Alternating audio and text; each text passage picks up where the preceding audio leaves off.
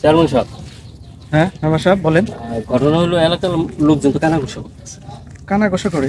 হ্যাঁ, তার কারণটা হলো ওই যে রিলিফের টিন, আটা, ময়দা, চিনি এগুলো নাকি কারণ দিতেছেন না, আপনি একলা নিয়ে নিছেন।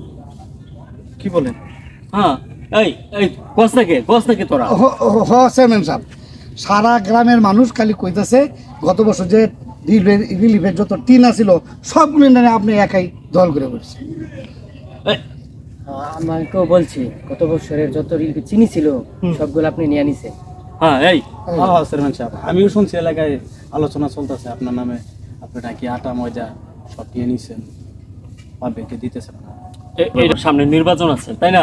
হ্যাঁ চেয়ারম্যান সাহেব, এই বিষয় নিয়ে যদি এইভাবে আলোচনা চলতে থাকে সামনে বছর মানে এবার নির্বাচনে কিন্তু আপনি নিশ্চিত হাইরা দেবেন। আচ্ছা আমি একটা কথা বলি, এই যে আমি হ্যাঁ, রিলিফের টিন, আটা, ময়দা, চিনি যত যাই কিছু আসুক এগুলোকে আমার জন্য করি? হ্যাঁ, এগুলো সব তো আমার এলাকার মানুষের জন্য করি। মানুষের জন্য? হ্যাঁ, এলাকার মানুষের জন্য করি। মানে বুঝলাম না চেয়ারম্যান সাহেব, বুঝে এখন তুমি বুঝবা, আমি বললেই বুঝবা। আচ্ছা, গত বছর যে ত্রাণের যে টিনগুলো আসলো সবগুলো টিন দিয়ে আমার বাড়িতে বড় করে একটা ঘর দিছি। হ্যাঁ, দিছেন। এই ঘরটা কার জন্য দিছি? তোমাদের জন্যই করছি। সকালবেলা ঘুম থেকে উঠে গিয়ে আমার বাসায় গিয়ে বসে থাকো, কই বসো? ওই রিলিফের যে টিন আসে না, সেই টিন দিয়া যে বড় ঘর বানাইছি সেই ঘরে গিয়ে বসো। আর এই যে তুমি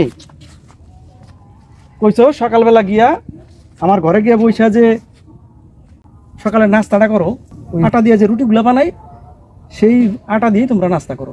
আর এই যে তুমি কি কইছো? চিনিগুলো আমি একলা নিয়ে নিছি, এলাকার মানুষের দিই না। আরে মিয়া, আমার বাসায় যে বড় একটা ঘর দিছি, আর সেই ঘরে গিয়ে সকালবেলা বইসা যে তোমরা নাস্তা করো, আর নাস্তা খাওয়ার পরে যে চা খাও, সেই চাটা কি দিয়ে বানাই? ওই চিনি দিয়েই বানাই, বুঝছো? আর তোমরা কি মনে করছো যে এগুলা সব আমার জন্য করছি? আরে মিয়ারা, এইসব জিনিস তো আমার জন্য করি নাই। আমি যা করি এই এলাকার চেয়ারম্যান হিসেবে সব এলাকার মানুষজনের জন্য করি। বুঝতে পারছেন মেম্বার সাহেব? তাই তো, এইভাবে তো চিন্তা করি নাই। লোকজন তো আপনার বাড়িতেই যায় আর আপনার বাড়িতেও তো খায়।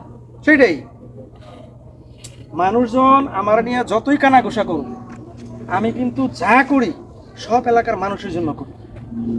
এই ত্রাণের টিন, আটা, ময়দা, চিনি যত কিছু আমার বাসায় যাক সব এলাকার মানুষের জন্য।